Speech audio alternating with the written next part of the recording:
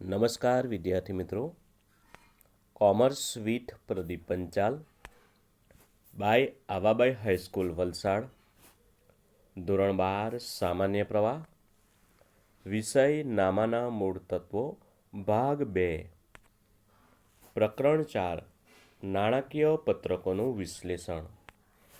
આજના આ વિડીયોમાં આપણે સ્વાધ્યાયનો પ્રશ્ન નંબર 6 જોઈશું. દરેક વિદ્યાર્થીઓ ચોપડી કાઢો. ચોપડીમાં પેજ નંબર 204. જોઈએ આપણે સ્વાધ્યાયનો પ્રશ્ન નંબર 6. શંકર કંપની લિમિટેડના તારીખ 31/3/2016 અને તારીખ 31/3/2017ના રોજ પૂરા થતા વર્ષના નફા નુકસાનના પત્રકો નીચે પ્રમાણે આપવામાં આવ્યા છે. તેના આધારે તુલનાત્મક નફા નુકસાનનું પત્રક બનાવો. આપણને 2 વર્ષની માહિતી આપી છે, એક 2016 અને 2017. તેના આધારે આપણે તુલનાત્મક નફા નુકસાનનું પત્રક બનાવવાનું છે. તો આપણે પહેલાં હેડિંગ મારીશું. શંકર કંપની લિમિટેડનું તારીખ 31/3/2016 અને તારીખ 31/3/2017ના રોજ પૂરા થતા વર્ષનું તુલનાત્મક નફા નુકસાનનું પત્રક.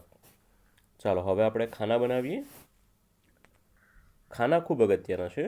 પહેલું ખાનું વિગત, બીજું નોંધ નંબર, ત્રીજું ખાનું ખૂબ અગત્યનું. આપણને જે રકમ આપી છે એ રકમમાં આપણે સૌથી પહેલાં પાછલું વર્ષ લેવાનું, એટલે 31/3/2016. ત્યારબાદ ચાલુ વર્ષ લેવાનું. ચાલુ વર્ષ કયું છે? તો 31/3/2017. હવે વધારો ઘટાડો રૂપિયામાં એ કેવી રીતે શોધવાનો?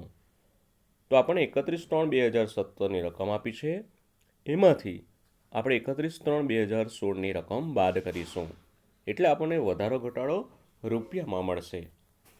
ત્યારબાદ વધારો ઘટાડો ટકામાં. હવે ટકામાં કેવી રીતે શોધવાનું? તો 5 નંબરની જે કોલમ છે, આપણે જે વધારો ઘટાડો રૂપિયામાં જે શોધ્યો એને 3 નંબરની કોલમ, એટલે કે પાછલું વર્ષ 31/3/2016 છે એની રકમ વડે ભાગવાનું અને ગુણ્યા 100 કરવાનું, એટલે આપણને વધારો ઘટાડો ટકામાં મળશે.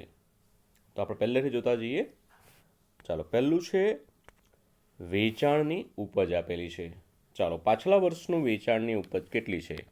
બરાબર ધ્યાનથી જોજો. અંદર ભૂલથી 2017ની ન લખાઈ જાય તેનું ધ્યાન રાખવાનું. તો 2016માં વેચાણની ઉપજ છે 45 લાખ, 2017માં 60,75,000. ચાલો હવે આપણે વધારો ઘટાડો રૂપિયામાં શોધીએ. તો 60,75,000 માઇનસ 45 લાખ. ચાલો, એટલે આવશે વધારો ઘટાડો રૂપિયામાં 15,75,000. હવે આપણે ટકાવારીમાં શોધવાનું છે. તો 5 નંબરની કોલમમાં આપણે વધારો ઘટાડો રૂપિયામાં શોધ્યો છે 15,75,000.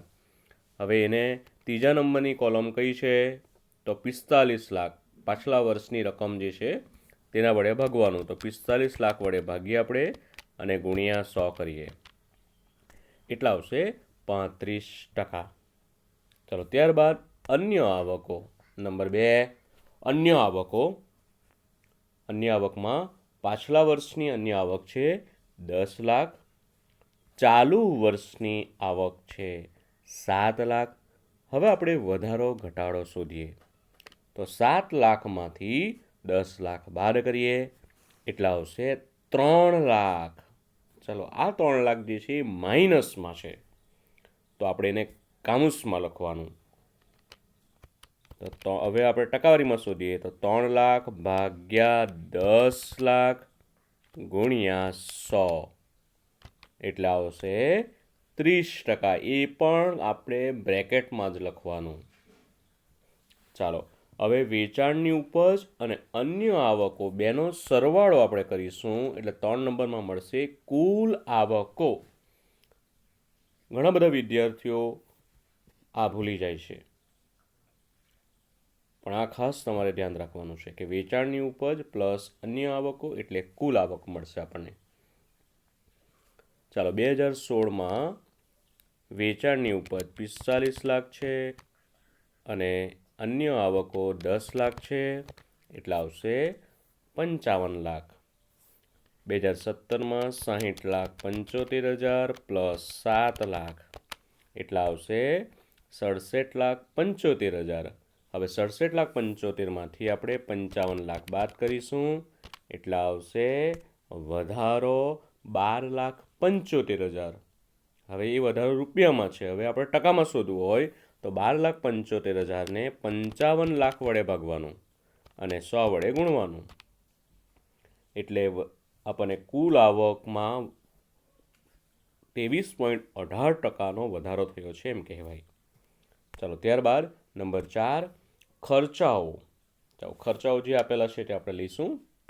પહેલું છે વપરાયેલ માલની પડતર. ચાલો વપરાયેલ માલની પડતર 2016માં 30 લાખ છે, 2017માં 36 લાખ છે.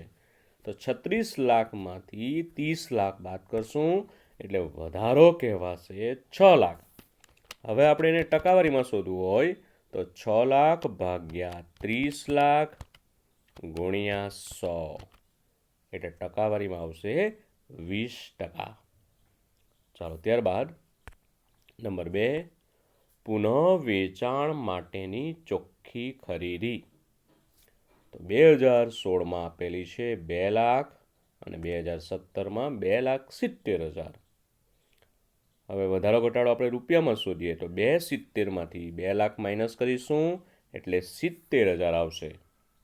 હવે આપણે એને ટકાવારીમાં શોધીએ તો 70,000 ભાગ્યા 2 લાખ ગુણ્યા 100, એટલા આવશે 35. ચાલો ત્યાર પછી નંબર 3 સ્ટોકમાં ફેરફાર. ચાલો સ્ટોકમાં ફેરફારમાં 2016માં 70,000 છે, 2017માં 90,000 છે. હવે વધારો ઘટાડો રૂપિયામાં તો 90,000 માઇનસ 70,000 એટલા આવશે 20,000. હવે એને આપણે ટકાવારીમાં શોધવાનું. 20,000 ભાગ્યા 70,000 ગુણ્યા 100, એટલા આવશે 28.57%. ચાલો ત્યારબાદ નંબર 4 કર્મચારી લાભના ખર્ચાઓ. ચાલો 2016માં કર્મચારી લાભના ખર્ચા છે 4 લાખ, 2017માં 5,60,000. હવે આપણે વધારો ઘટાડો રૂપિયામાં શોધીએ તો 5,60,000માંથી 4 લાખ બાદ કરીશું એટલે આવશે 1,60,000. હવે વધારો ઘટાડો આપણે ટકામાં શોધીએ તો 1,60,000ને આપણે 4 લાખ વડે ભાગાકાર કરવાનો અને ગુણ્યા 100 કરવાનું, એટલે આવશે 40%. ચાલો ત્યારબાદ નંબર 5 નાણાકીય ખર્ચાઓ.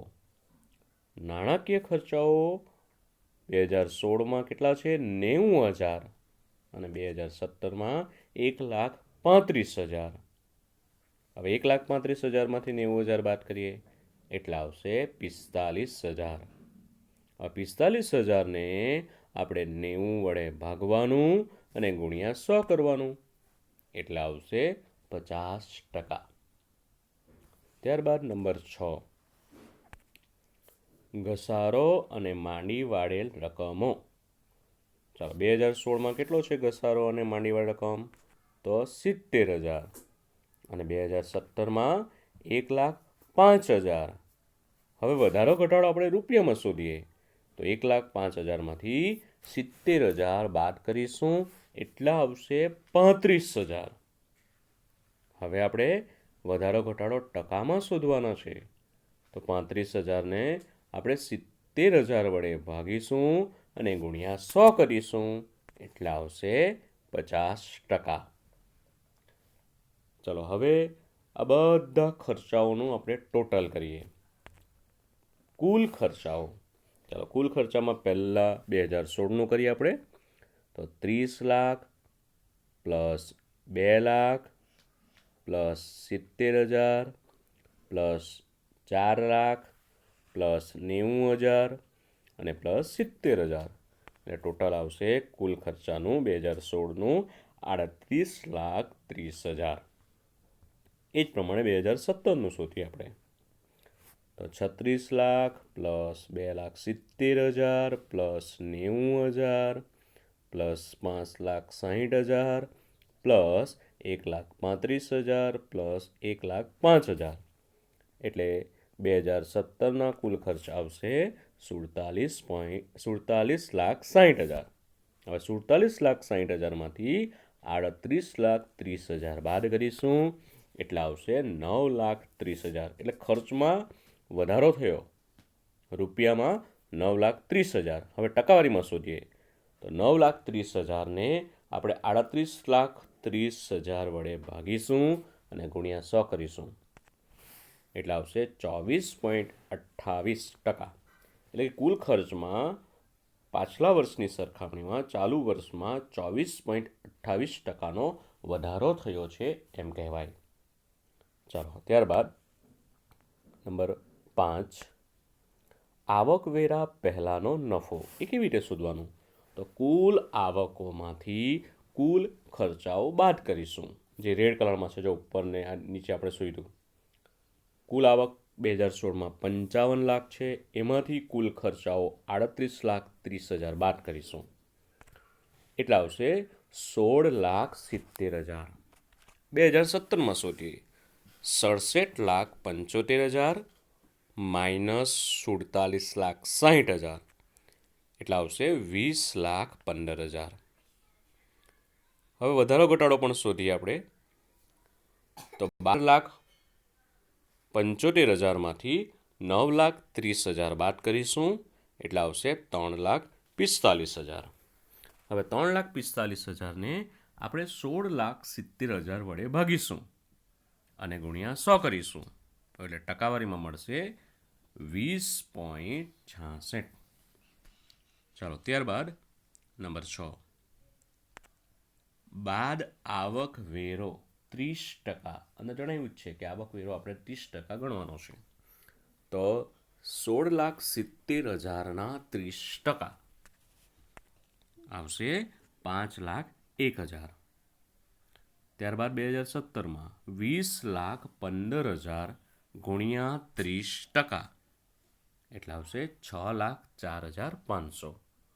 હવે વધારો ઘટાડો શોધીએ તો 6,04,500માંથી 5,01,000 બાદ કરીશું એટલે આવશે 1,03,500. હવે એને આપણે ટકાવારીમાં શોધીએ. 1,03,500 ભાગ્યા 5,01,000 ગુણ્યા 100 એટલે આવશે 20.66. ચાલો હવે શોધીશું આપણે નંબર 7, આવકવેરા પછીનો નફો. 16,70,000માંથી 5,01,000 બાદ કરીએ એટલે આવશે 11,69,000. એ જ પ્રમાણે 2017માં શોધીએ તો 20,15,000 માઇનસ 6,04,500 એટલે આવશે 14,10,500. હવે આપણે શોધીએ વધારો ઘટાડો રૂપિયામાં. તો 3,45,000માંથી 1,03,500 માઇનસ કરીએ એટલે આવશે 2,41,500. વધારો ઘટાડો તો એ જ રહેશે 20.66. તો વિદ્યાર્થી મિત્રો, આ દાખલો નોટમાં લખવાનો છે અને વારંવાર એની પ્રેક્ટિસ કરવાની છે. અને આ જ પ્રકારનું ઉદાહરણ 4 છે, એ પણ તમારે નોટમાં કરવાનું છે. Thank you.